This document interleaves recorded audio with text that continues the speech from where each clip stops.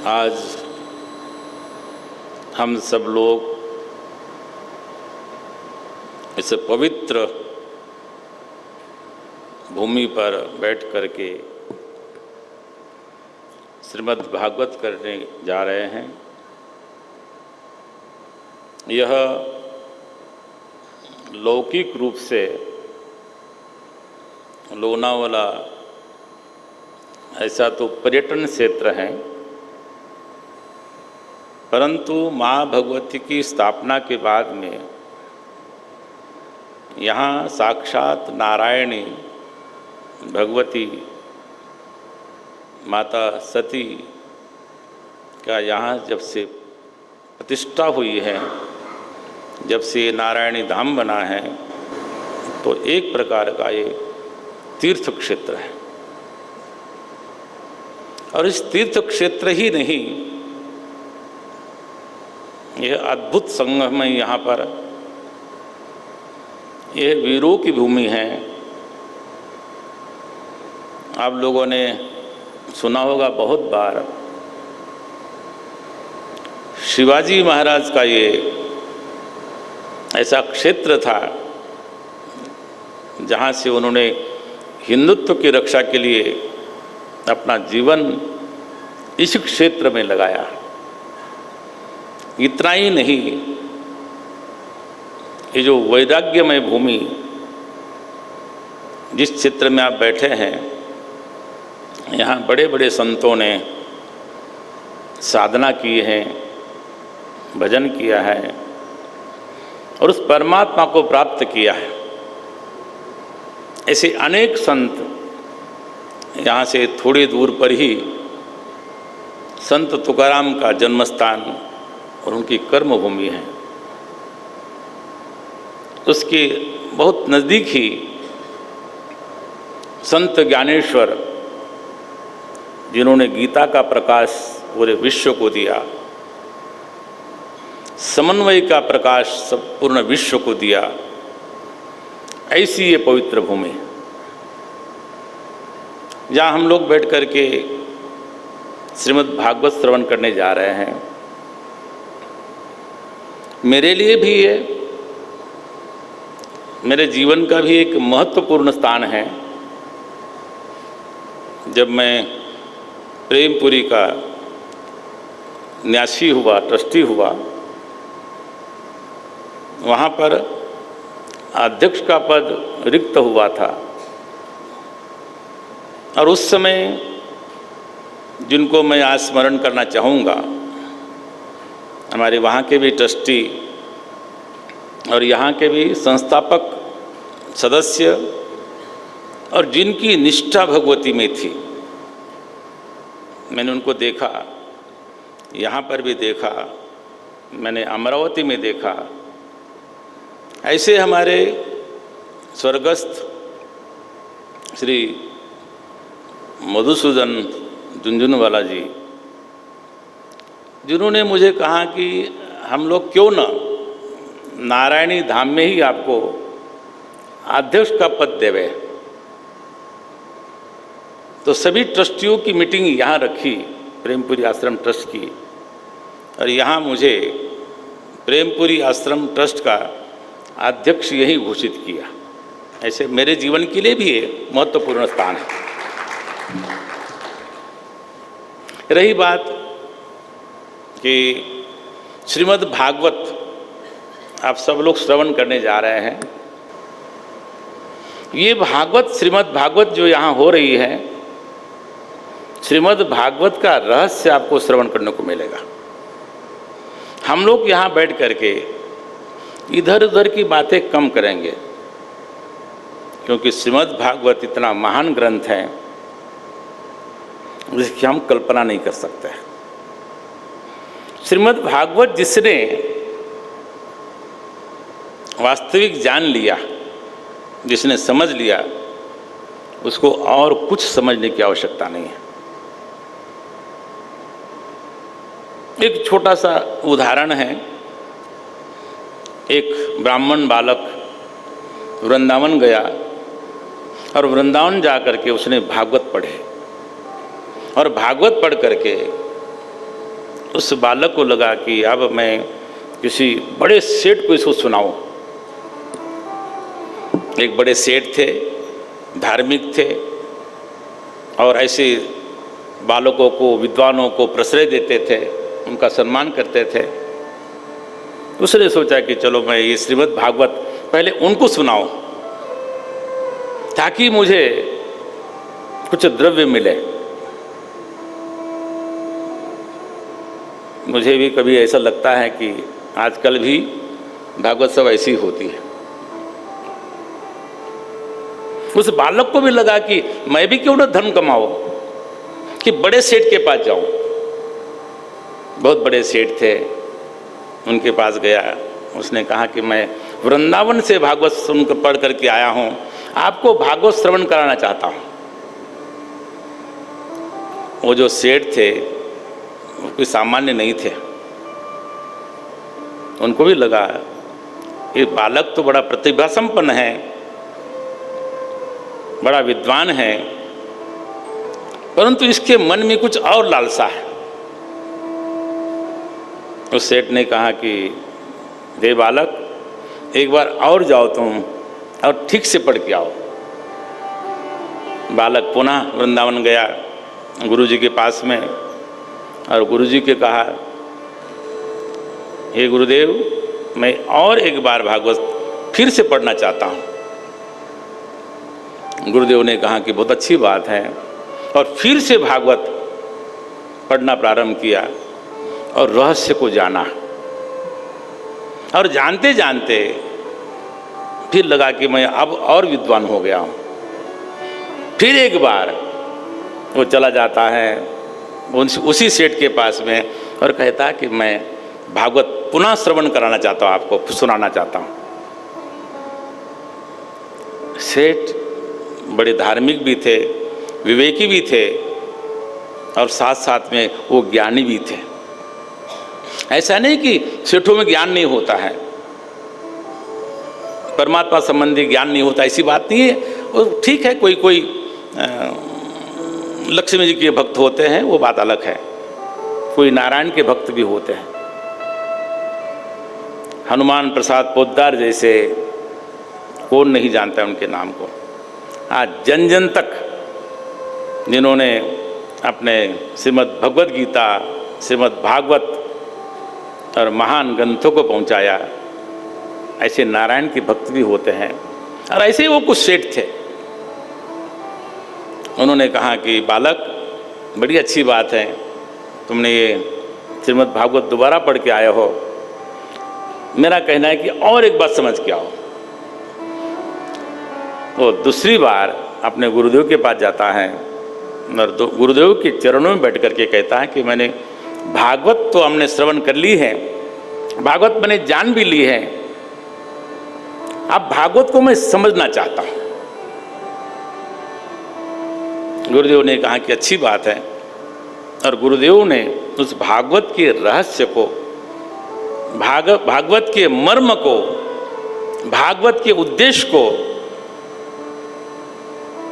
जो सुखदेव जी महाराज और राजा परीक्षित का जो संवाद था, उसको रहस्यपूर्ण ढंग का उन्होंने उसके हृदय में उदय करा दिया। और जब उस रहस्य का उदय हो गया, कहा कि मैं थोड़े से धन के लालसा में, प्रलोभन में मैं सेठ के पास गया था। अरे जगत का तो, दुनिया का सबसे बड़ा सेठ तो इसी में बैठा हुआ है। और वो बालक अब सेठ के द्वार पर न जा करके वो चला गया, अंतर ध्यान हो गया। जैसे सुखदेव जी महाराज उसी प्रकार वो वन में जा करके वो भगवान का ध्यान करने लगा। बहुत समय बीत गया और सेठ समझते थे कि वो बालक आने वाला होगा। जब दोबारा नहीं आया तो वो सेठ पूरा वो वृंदावन जाते हैं और पता करते हैं कि वो जो बालक था वो कहाँ है। गुरुदेव ने कहा कि वो बालक अब वो ना तुमसे मिलेगा ना हमसे मिलेगा, क्योंकि उसको जिसकी प्राप्ति करनी थी उसको प्राप्ति हो गई, अब वो बालक अपने आप में रम रहा है। ये श्रीमद् भागवत है। हम लोग श्रीमद् भागवत अब इस दृष्टि से अगर श्रवण करेंगे तो मुझे लगता है कि हमें उस परमात्मा का सामीप्य, उस परमात्मा का साक्षात्कार हमें प्राप्त हो सकता है। तो ऐसा श्रीमद् भागवत हम लोग यहाँ परंपरा से चल रहा है और इसका प्रारंभ हो रहा है। और यहाँ पर जो मेरा आने का जो कारण बना, जो प्रेमपुरी और प्रेमपुरी के जो हमारे ट्रस्टी हैं राजेश भाई वेद, उन्होंने जयप्रकाश जी को कहा होगा कि हमारे स्वामी जी भी भागवत करते हैं। और हमारे जयप्रकाश जी जो, उनका नाम बड़ा विचित्र है, बैरागड़ा। बैरागड़ा का मतलब होता है कि किसी न किसी समय में उनके पूर्वजों को किसी को बैराग्य हुआ होगा और वो भी इस परंपरा में आए होंगे। उस परंपरा में ये भी है। तो वो मेरे पास में आए, बोले कि आप श्रीमद् भागवत हमारे यहाँ करेंगे तो अच्छी बात है।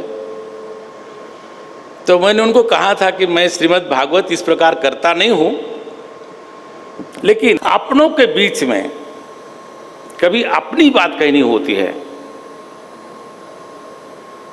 पराये के बीच में अपनी बात कहने से वो आनंद नहीं आता है। अपनों के बीच में अपनी बात कहने पर जो आनंद आपको मिलता है,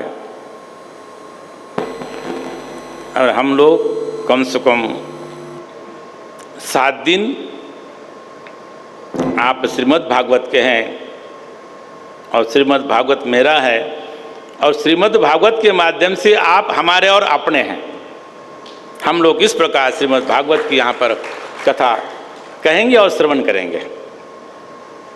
अब यहाँ पर जो आए हुए हैं सभी ट्रस्टीगण और हमारे जयप्रकाश जी, जिन्होंने हमें आमंत्रित भी किया और लगातार वो संपर्क में भी रहे।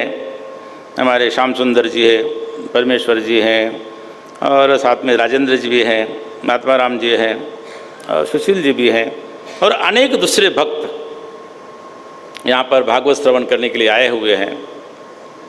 और हमारे आचार्य द्वय जो यहाँ पर जप श्रीमद् भागवत ये ज्ञान यज्ञ भी है और जप यज्ञ भी है।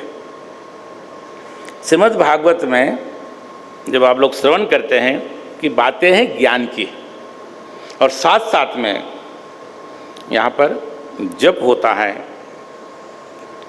श्रीमन जो भी भगवान का जो स्वरूप है, भगवान का जो नाम है, उसका जाप चलता है। इसलिए जब श्रीमद् भागवत जहाँ होती है वो पवित्र स्थान होता है। यहाँ पर भगवान स्थापित हो गए हैं, भगवती वहाँ पर प्रत्यक्ष विराजमान हैं, और आपके हृदय में तो साक्षात परमात्मा बैठा हुआ है। परमात्मा व्यापक तो है ही, परंतु आपके हृदय में भी वो बैठा हुआ है। और जब किसी आप सत्संग में बैठते हैं और सत्संग में बैठते हैं तो आपको अपना स्मरण हो आता है। अपना मतलब आपका निज स्वरूप। आपका स्वरूप क्या है? वो निज स्वरूप आपको जब स्मरण हो आता है तब को आपको आनंद की अनुभूति होने लगती है कि मेरा स्वरूप क्या है। और कभी कभी जब हम थोड़ा सा मन थोड़ा भारी होता है, बुद्धि में बात ग्रहण होती नहीं है, तब फिर हमारे विमल भाई मेहता तो मेरा भी साथ देते हैं और आपको भी बहुत सुंदर स्वर में भजन भी श्रवण कराते रहेंगे। उनको साथ देने वाले उनके वैकुंठ भाई है और भी दूसरे भी हैं। तो ये श्रीमद् भागवत आज हम लोग आज यहाँ पर प्रारंभ कर रहे हैं। इसका कारण कोई नहीं, 2 कारण हैं। एक तो आपकी परंपरा, प्रतिवर्ष आप यहाँ पर किसी विशेष संत को बुला करके आप यहाँ पर सत्संग श्रवण करते हो। बड़े अच्छे अच्छे संत यहाँ पर आते हैं और आ करके श्रीमद् भागवत का, श्रीमद् भगवद गीता का आपको कोई भी यहाँ पर ज्ञान प्रदान करते हैं। कितना ग्रहण करना है तो अपने ऊपर है। और आज प्रथम दिन भी है, विचार करते हैं कि देखो मैं कुछ समय का पाबंद व्यक्ति हूँ, भले ही समय पर प्रारंभ हो न हो, तो समय पर इसकी समाप्ति हुआ करेगी, मैं इतना तो कह सकता हूँ। अब प्रारंभ भी हम लोग प्रारंभ समय से किया करेंगे, तो आज अधिक कहने के लिए नहीं है, परंतु फिर भी 12 बजे तक हम लोग जो भगवान का स्वरूप है, श्रीमद् भागवत का वास्तविक तत्व है, उस पर हम लोग यहाँ पर चर्चा करेंगे। तो सर्वप्रथम भगवान का थोड़ा सा संकीर्तन भजन करते हुए हम आगे बढ़ते हैं। ओ कृष्ण कन्हैया लाल की जय। श्रीमद् भागवत महान और विशाल ग्रंथ हैं।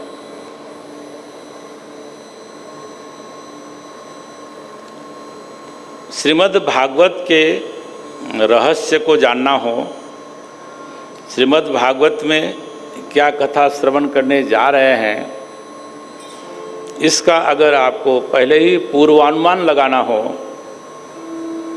तो महात्म्य उसका सुंदर स्वरूप यहाँ पर प्रकट करता है। किसी भी पुस्तक को पढ़ना हो तो उसका अब प्रस्तावना पढ़ें तो आपको लगेगा कि इस पुस्तक में क्या हो सकता है। श्रीमद् भागवत का महात्म्य यहाँ पर आप लोग अगर श्रवण करें, भगवान का साक्षात स्वरूप क्या है, तो यहाँ पर श्रीमद् भागवत के महात्म्य में प्रथम श्लोक है, सच्चिदानंद रूपाय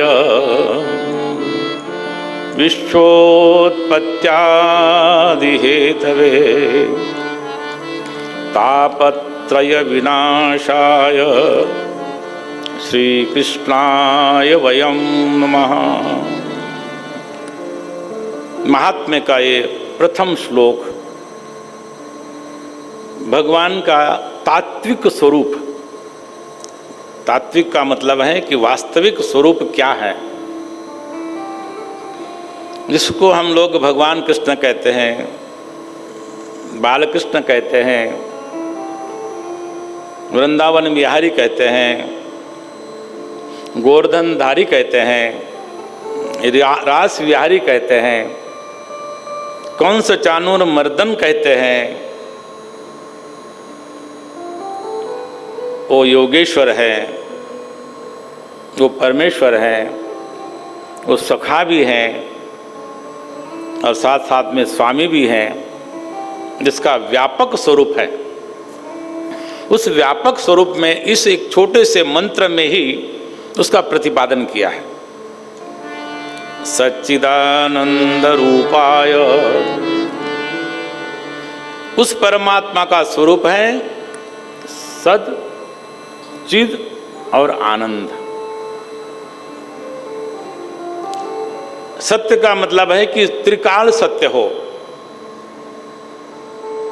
जिसका कभी बाद न हो, कभी नाश न हो, उसको सत्य कहते हैं। जो था, जो है और जो रहेगा, उसको सत्य कहा जाता है। बाकी सब असत्य है। वो थोड़े क्षण के लिए होता है और फिर समाप्त हो जाता है।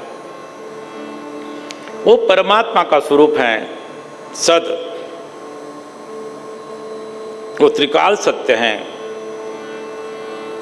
और चिद, सत चिद, चिद का मतलब होता है ज्ञान स्वरूप, जिसको संपूर्ण अपना भी ज्ञान है और दूसरे का भी ज्ञान है, उसके अपने स्वरूप का भी ज्ञान है और संसार का भी ज्ञान है। ऐसा ज्ञान स्वरूप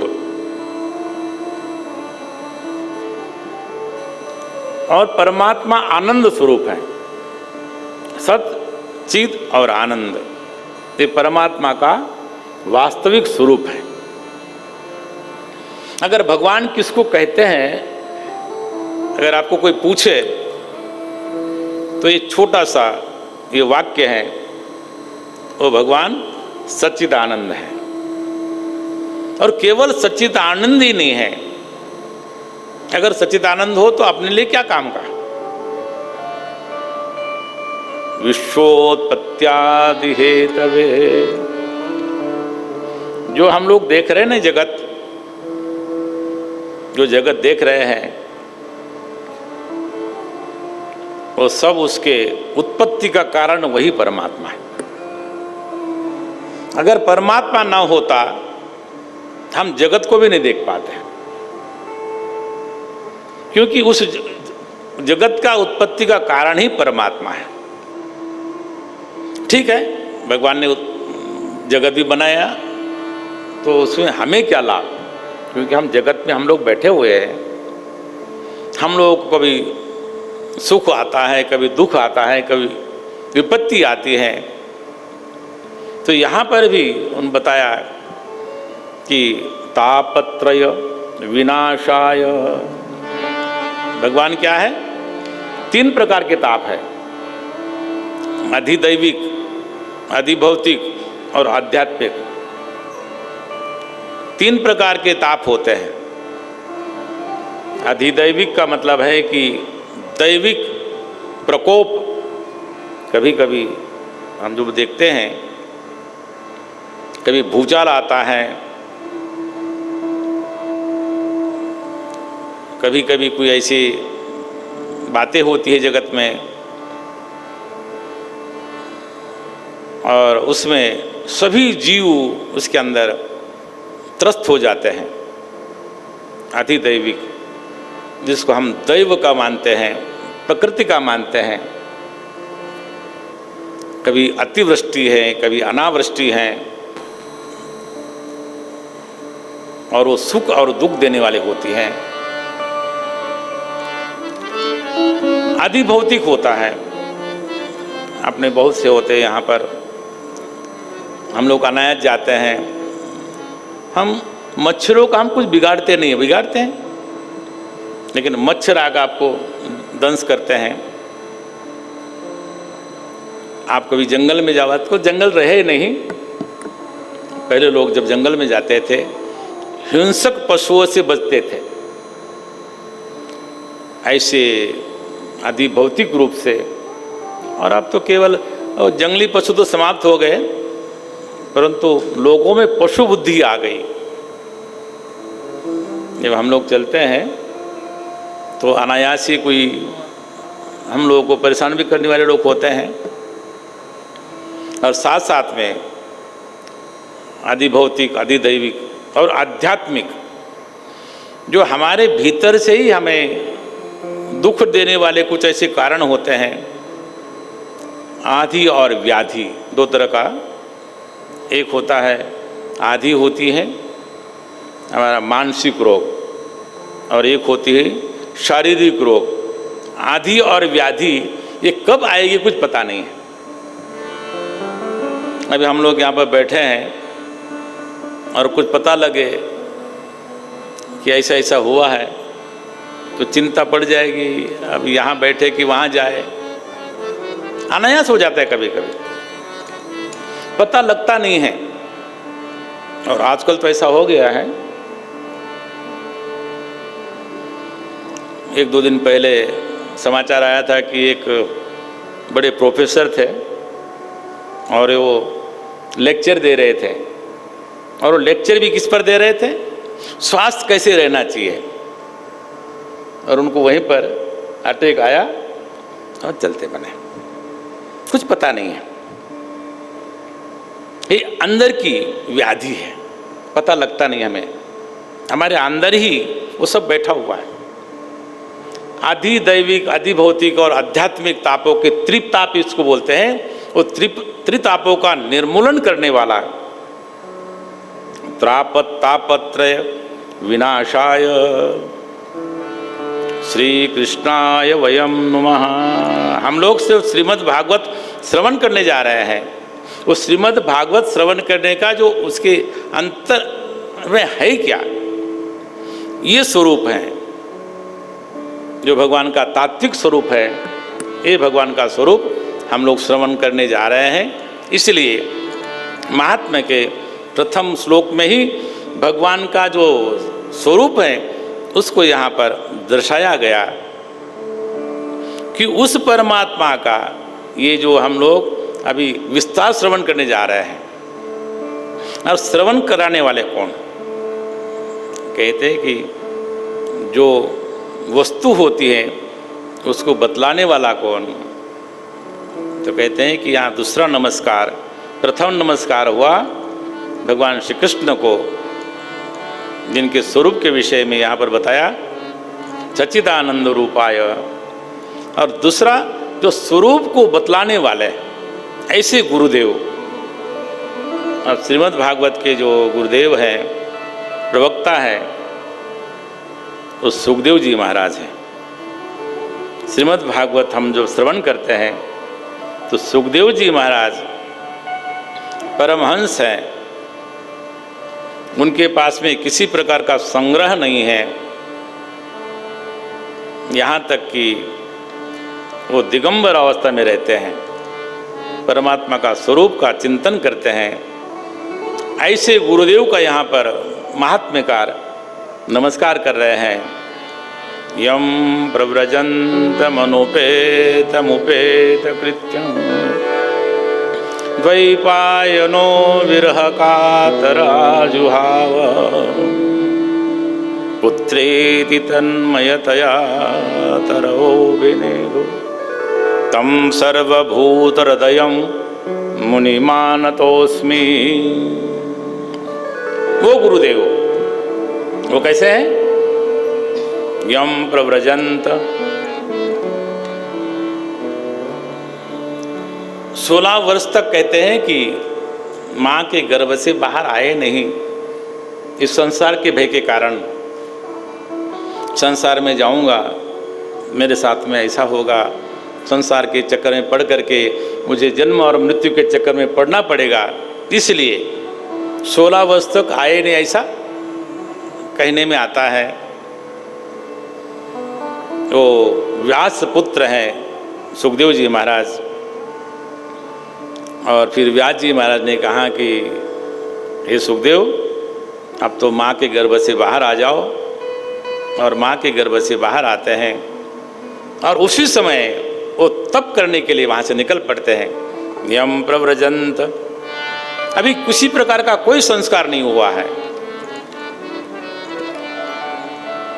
ना जात संस्कार हुआ है, ना नामकरण संस्कार हुआ है, ना किसी प्रकार का कोई संस्कार नहीं हुआ। और वहाँ से वन की ओर वो अपने चल पड़ते हैं। यम प्रव्रजन्तम अनुपेत उपेत कृत्यम द्वैपायनो विरह कातराजुहाव। द्वैपायन ये भगवान वेदव्यास जी का नाम है। और पुत्र को देख जाते हुए पीछे पीछे दौड़ रहे हैं, हे सुखदेव रुक जाओ। परंतु उनकी वृत्ति ऐसी हुई है, सुखदेव जी महाराज अपने ही आत्मानंद में, अपने ही स्वरूप में चिंतन करते हुए बाहर जा रहे हैं। और वहाँ से आवाज़ आ रही है, कहते हैं कि पुत्रेति तन्मयतया, पुत्र तन्मय है उस परमात्मा के स्वरूप में। परंतु व्यास जी जब आवाज़ देते हैं, पुकारते हैं, तो वहाँ पर जितने तरु हैं, वृक्ष हैं, उनकी ओर से ध्वनि आती है, हे पिताजी, हे पिताजी, हे पिताजी। तम सर्वभूत हृदयम मुनिमानतोस्मि। ऐसे जिसको मुनि कहते हैं, सुखदेव जी महाराज कहते हैं कि तम सर्वभूत, सभी भूतों में अपने आप को देखना। श्रीमद् भगवद गीता में भी संतों का लक्षण कहते हुए भगवान श्री कृष्ण ने कहा है, समशत्रौ च मित्रे च तथा मानापमानयोः तुल्य निंदा स्तुतिर्मौनी संतुष्टो येन केनचित्। ना कोई शत्रु है, ना कोई मित्र है, ना कोई अपना है, ना कोई पराया है।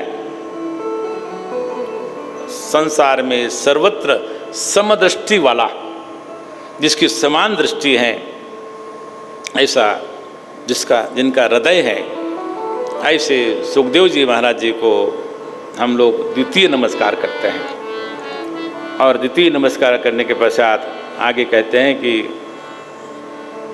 नैमिषारण्य में बहुत से संत बैठे हुए हैं, ऋषिगण बैठे हुए हैं, और वहाँ पर सूत जी पहुँच जाते हैं। और सूत जी जब पहुँचते हैं तो सब ऋषियों ने उनका स्वागत किया, और स्वागत करने के बाद में उनको कहा कि आप हमें मधुर मधुर कथा श्रवण कराइए। कथा का प्रारंभ है ये महात्म्य में, मधुर मधुर कथा का आप पान कराइए।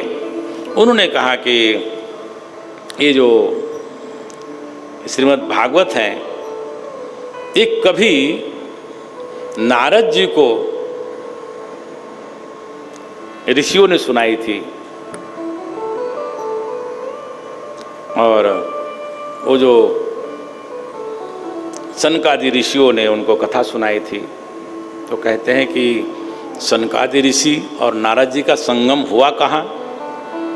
तो कहते हैं कि एक बार कि नारद जी कहते हैं कि नारद जी एक बार गए एकदा ही विशालायाम, एक बार नारद जी बद्री विशाल में जा गए थे, और वहाँ पर कहते हैं कि वहाँ चत्वारः ऋषियोमलः, वहाँ पर 4 ऋषि बैठे थे, जिनको हम सनकादि ऋषि कहते हैं। और सत्संगार्थम समायाता, और सत्संग में बैठे हुए हैं। अब 4 ऋषि हैं और सत्संग कर रहे हैं। हम तो यहाँ पर बहुत ज़्यादा अधिक है उनसे तो।